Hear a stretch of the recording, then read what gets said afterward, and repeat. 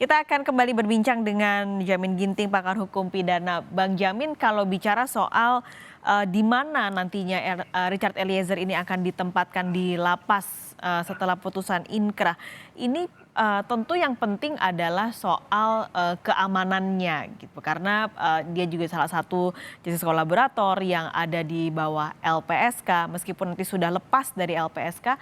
Kira-kira apa yang harus dipersiapkan atau nanti bagaimana keputusan untuk penempatan Richard Eliezer ini akan dilakukan? Pertimbangannya apa saja, Bang Jamin?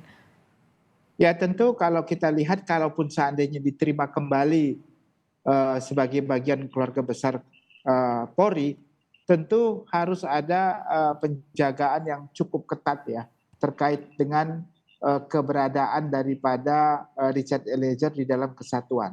Kemarin anggota LPSK menawarkan untuk Kapolri supaya bisa ditempatkan di LPSK sendiri, karena di LPSK sendiri Richard Eliezer sudah banyak kenal ya dengan teman-temannya di sana dan lebih safe karena walaupun tidak dalam perlindungan LPSK, tapi paling tidak LPSK sudah beberapa kali melakukan proteksi ya terhadap Richard Eliezer. Atau juga saya kira Richard Eliezer juga bisa dalam konteks ini mendapatkan tempat ya yang lebih aman lagi dalam konteks ini adalah dalam perlindungan atasan yang memang tidak ada dalam kesatuan yang lingkup Freddy Sambo gitu ya, dalam propam gitu ya. Nah, ini yang menjadi permasalahan memang kalau saya jujur juga mengatakan di mana aja bisa terjadi ya terhadap kalau memang diinginkan untuk melakukan suatu perbuatan jahat ya. Tapi paling tidak kan kita minimum kan begitu kan. Nah, kalau saya sarankan penugasannya di daerah asalnya saja, nggak usah di Jakarta begitu. Jadi dia lebih secure, lebih aman. Contohnya dia penugasannya disampaikan di Manado gitu karena dia berasal dari Manado.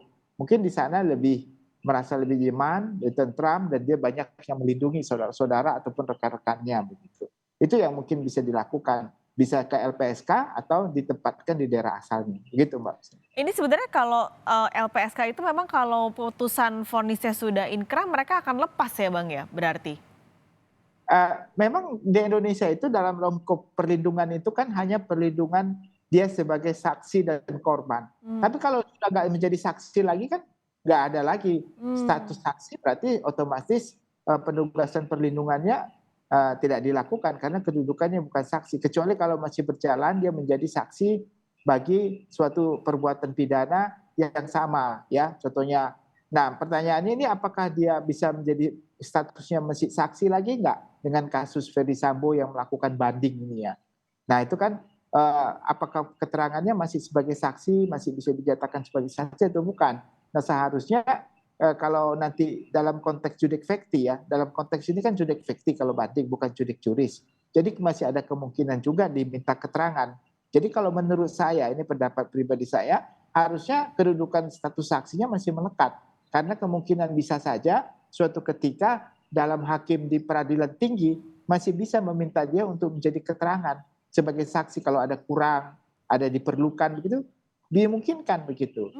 Karena dia masih judik fakti, masih bisa memeriksa fakta-fakta hukum ulang begitu ya.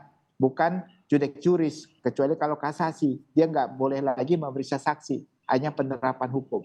Jadi menurut analisis saya, harusnya ya dalam konteks kedudukannya sebagai saksi dalam perlindungan LPSK, harusnya masih berjalan ya sampai pada putusan pengadilan tinggi begitu. Oke, ini jadi tentu kita nantikan bersama hasil dari sidang etik hari ini.